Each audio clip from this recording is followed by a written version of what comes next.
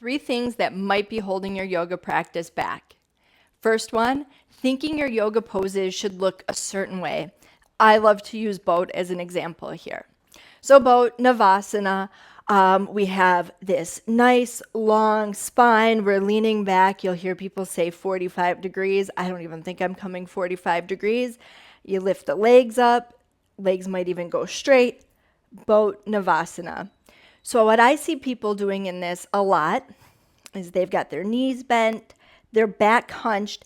It might feel like they're using some core. They're probably using a lot more hip flexors, but they are so focused on getting their legs up that they aren't really thinking about what works for their spine. I would rather have you focused on a nice long spine, taking your chest back as far as it goes. I don't care if it ever gets to 45 degrees, but having your core be really strong. You're going to build up the strength here.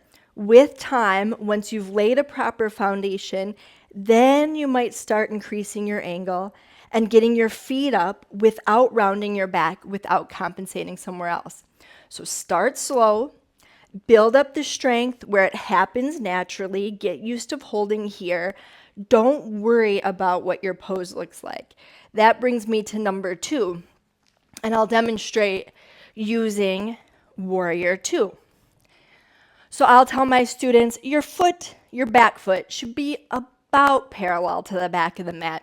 I say about because all ankles are built differently. So I don't want you hyper-focused on my foot has to be parallel to the back of my mat.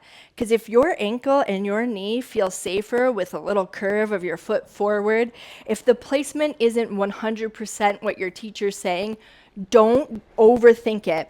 Same thing with knee on top of ankle.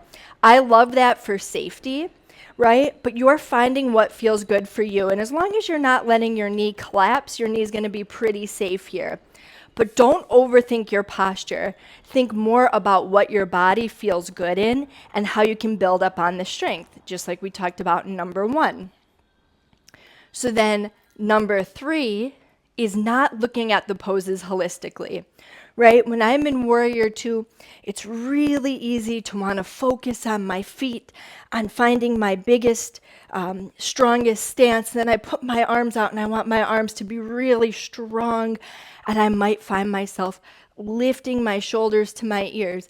You need to think about the nuanced parts of your body, relaxing the tops of your shoulders.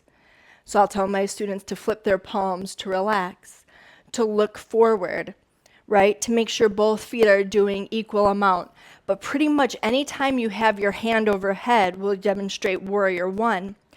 You need to be relaxing the parts of your body. Yeah, your arms are actively in this pose, but your shoulders don't have to be tensed up to your ears. You want to relax. So whenever you're in a pose, you, of course, want to focus on the muscles that are actively involved, but then the other muscles, we want a passive quality. We truly want to be relaxing into our postures. That's how we're going to grow in them. Tension is going to hold us back.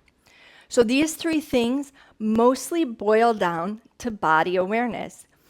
If you are taking time in your practice to focus on your body, how poses feel, not how you think they should look, you are going to get stronger. You're going to have a better, safer practice.